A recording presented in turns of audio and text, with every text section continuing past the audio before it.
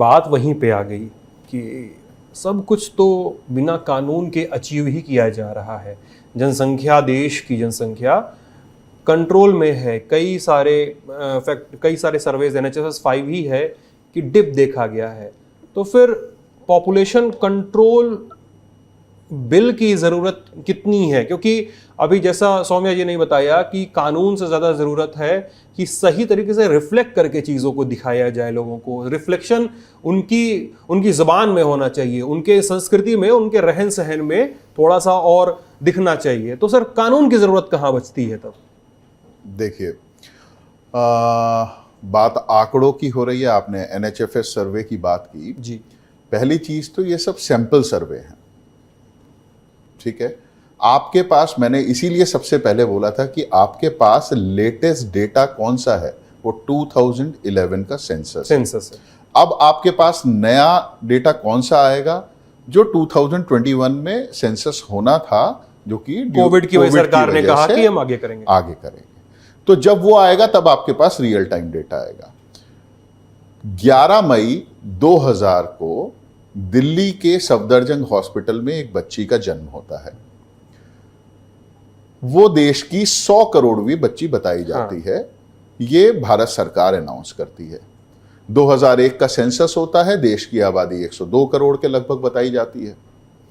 तब से लेकर 2000 से लेकर और आज तक, आज जो भारत की जनसंख्या बताई जा रही है, उसके हिसाब से हमारा एनुअल इंक्रीज पॉपुलेशन का कितना हुआ, लगभग 2 करोड़ पर एनम। आज के पॉपुलेशन बेस के हिसाब से अगर हम देखें तो हमारे देश में प्रतिवर्ष लगभग 2.5 करोड़ बच्चों का जन्म होता है। और लगभग, अगर हम मोर्टेलिटी रेट की बात करें तो हमारे देश में प्रतिवर्ष लगभग 88 से 90 लाख लोगों की मृत्यु होती है। तो हमारा एनुअल इंक्रीज आज की पॉपुलेशन बेस के हिसाब से 1 करोड़ 60 लाख एनुअली होना चाहिए था, जो कि अगर आप, जबकि 2001 में तो पॉपुलेशन बेस हमारा कम था, तो उस समय एनुअल इंक्रीज भी कम हुआ होगा, लेकिन उसके बावजूद हम 2 करोड़ पर एनम के हिसाब से बढ़े हैं। इसका मतलब हमारे डेटा में, डेटा कलेक्शन में कहीं ना कहीं गड़बड़ी है। और 2017 में आप अगर चाइना की रिपोर्ट को देखें तो 2017 में ही चाइना ने बोल दिया था कि that we are not the most populous country of the world. India हमें ओवरटेक कर चुका है। और अगर आप रिसेंटली देखें तो आप वेबसाइट पे जाइए भारत के आधार कार्ड की, वहां पर उन्होंने category wise, age group wise, वहां पे स्टेट वाइज अलग अलग कैटेगरीज में डिफाइन करा हुआ है कि कितनी प्रोजेक्टेड पॉपुलेशन के किस किस स्टेट में, किस किस एज ग्रुप में कितने आधार कार्ड बनने थे। जो प्रोजेक्टेड पॉपुलेशन वहां पर दिखाई गई, वहां पे 7-8 स्टेट्स ऐसे हैं जो उसे ओवर अचीव कर चुके हैं। मतलब अगर 100 के बनने थे तो 120 बन चुके हैं। और जितने पेंडिंग हैं, अभी बनने बाकी हैं, उसकी पूरी रिपोर्ट हमने पब्लिश की थी, आप देखिएगा। उसके हिसाब से हमारे देश की आबादी कम से कम 145 करोड़ मिनिमम आज की डेट में है। यह भी सरकारी आंकड़ा है, इसकी कोई बात नहीं करेगा, जो एग्जैक्ट डेटा है। आधार कार्ड तो डुप्लीकेट नहीं बन सकते। तो सिर्फ और सिर्फ एक आंकड़े को उठाकर और आप इस बहस के लिए तैयार हो जाते हैं। आप देखिए कि भारत में आज के समय में लगभग 90 करोड़ जनसंख्या ऐसी है जो 35 वर्ष से कम आयु की है।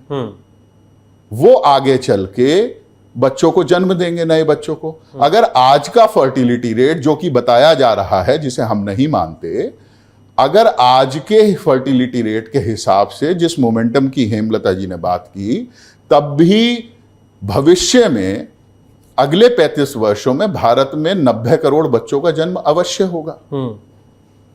और हमारे देश में मोर्टेलिटी अगर देखें उसके हिसाब से लगभग 90 लाख प्रतिवर्ष की मृत्यु होती है। वो बढ़ के 1 करोड़ भी हो गई। तो आप जरा कैलकुलेशन करके खुद सोचिए कि अगले 35 वर्षों में भारत की जनसंख्या कितनी होगी। और क्या हम इस उम्मीद के साथ इस विषय को छोड़ दें, क्योंकि 75 वर्षों से तो हम देख ही रहे हैं क्या हम इस उम्मीद के साथ इस विषय को छोड़ दें कि हाँ भविष्य में कोई ज्यादा बच्चों को पैदा नहीं करेगा? नहीं, और इसकी तो कोशिशें भी हुई मनु जी ना, कई मतलब जैसे आप शुरुआत में बता रहे थे कि अटल जी के साथ जो कमीशन, मतलब वेंकटचलैया कमीशन शायद था, वो उन्होंने संस्तुति दी थी कि 47 से इंट्रोड्यूस किया जाए। और मैं अभी डेटा देख रहा था जब सौम्या जी बोल रही थी, तो जो 45 प्राइवेट मेंबर बिल इंट्रोड्यूस किए गए, तो उसमें मेरे ख्याल से 13 या 14 कांग्रेस के ही सांसद थे। फिर जब यूपीए की सरकार थी 2010 में, तो गुलाम नबी आज़ाद शायद थे उस समय परिवार कल्याण मंत्री, तो उन्होंने भी इसको लेकर एक बहस छेड़ी थी कि जनसंख्या को रेगुलेशन के खांचे में लाना चाहिए।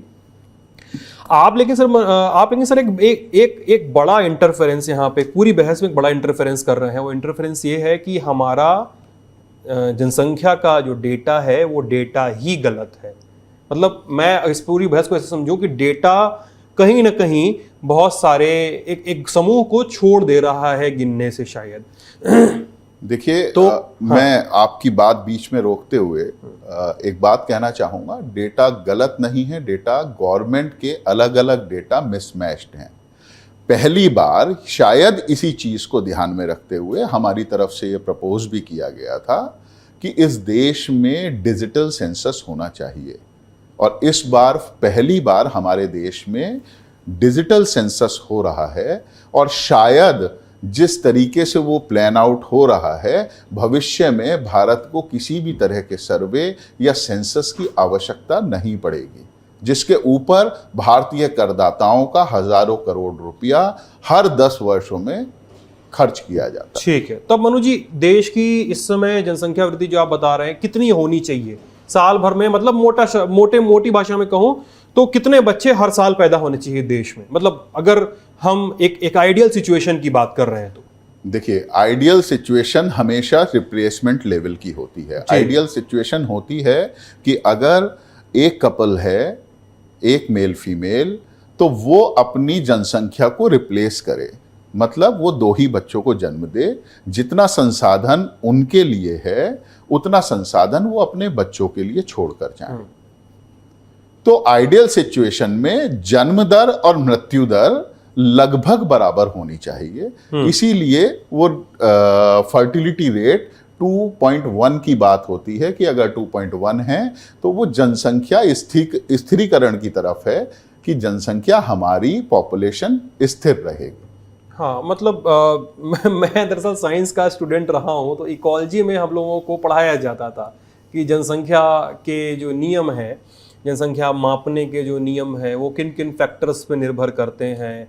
तो लेकिन जनसंख्या जो स्थिर जनसंख्या की जिसकी हम बात कर रहे हैं, तो क्या ऐसे कुछ मॉडल हैं मनु जी जो दुनिया भर के कुछ देश अडेप्ट कर चुके हैं जी, ये उनकी जनसंख्या वृद्धि दर स्थिर है, मतलब उसमें एक एक्सेलरेशन नहीं है, वो रिप्लेसमेंट लेवल पे आ चुकी है जनसंख्या? क्या ऐसे अपने पास एग्जाम्पल्स हैं कुछ? अगर ऐसे एग्जाम्पल्स हों जिन पे हम थोड़ी बातचीत कर सकें सर। देखिए, सबसे प्रमुख एग्जाम्पल मैं देता हूं जिस देश से हमारी बार बार जनसंख्या को लेकर तुलना की जाती है, चाइना।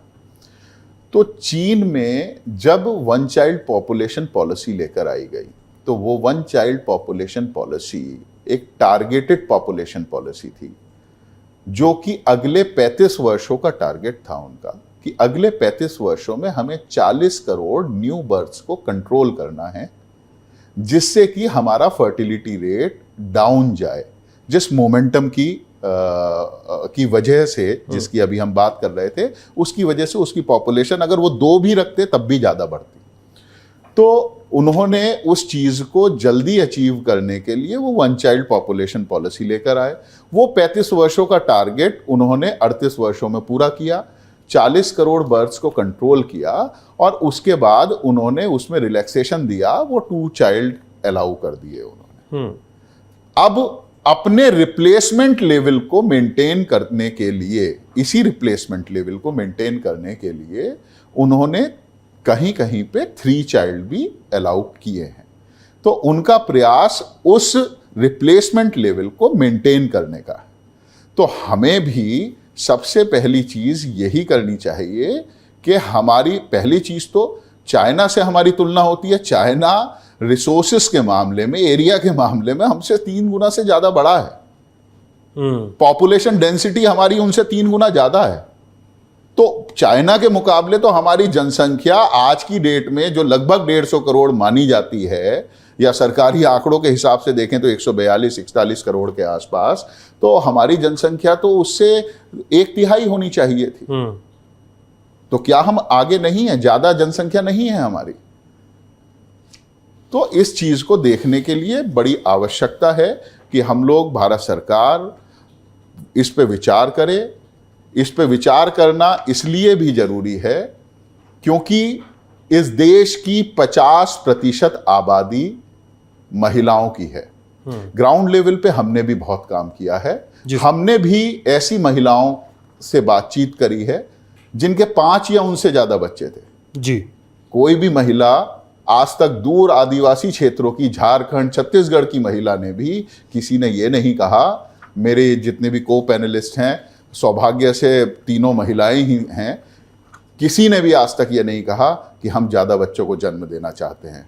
उन्हें ज़्यादा बच्चों को जन्म देना पड़ता है, सिर्फ जो हमारी कुरीतियां हैं, बेटा ही चाहिए।